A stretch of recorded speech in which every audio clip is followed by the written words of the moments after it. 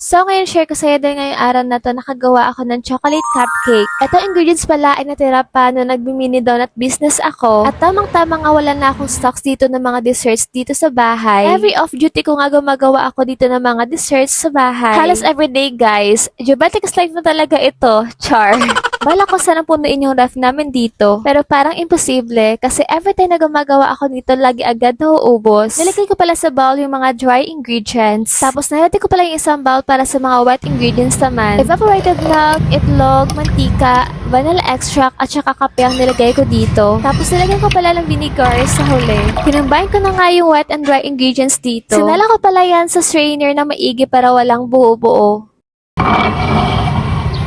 22 pieces pala na cupcake ang nagawa ko dito. Tapos yung liner, binili ko lang siya sa TikTok shop. 39 pesos yun. Tapos 100 pieces na siya. Wala kasi maraming cupcakes na ang nagawa ko